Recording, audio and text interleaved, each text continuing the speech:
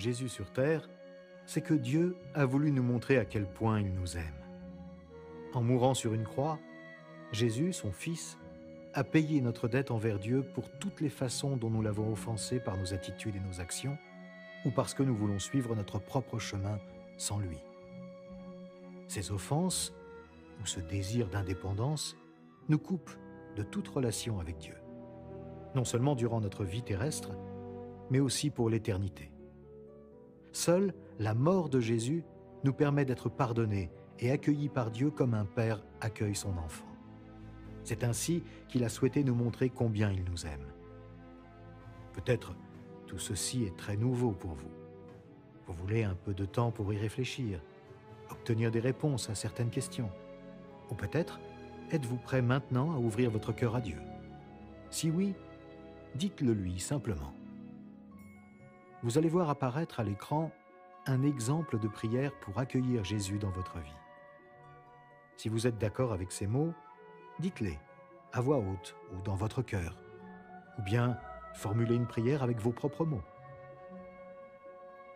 Jésus, je reconnais que j'ai suivi mon propre chemin. Je te demande pardon pour les offenses que j'ai commises envers toi et je veux m'en détourner. Merci d'être mort à la croix pour moi, d'avoir détruit toutes les barrières que j'avais dressées entre toi et moi. Merci pour ton amour pour moi. S'il te plaît, prends la première place dans ma vie. Fais de moi la personne que tu veux que je sois. Amen. Quand quelqu'un a cette attitude envers Dieu, demandant à Jésus d'entrer dans sa vie, il peut être sûr qu'il le fera, parce que Jésus l'a promis, et qu'en tant que Dieu, il reste toujours fidèle à ses promesses. Prendre la décision de suivre Jésus, c'est être adopté par Dieu et nous permettre de devenir un membre de la famille universelle du Christ. Une famille engagée à s'encourager les uns les autres, à avoir un impact sur le monde. Pour quiconque prend la décision de suivre Jésus, c'est simplement le commencement. Très vite, cette personne va aussi éprouver le besoin de parler à Dieu, comme à un ami. C'est la prière. Il voudra en savoir plus sur lui et son amour en lisant la Bible.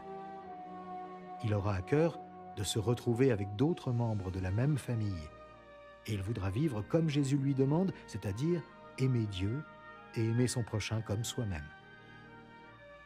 Que vous ayez pris cette décision ou que vous vouliez prendre du temps pour y réfléchir, demandez à celui ou celle qui vous a présenté ce film comment aller plus loin.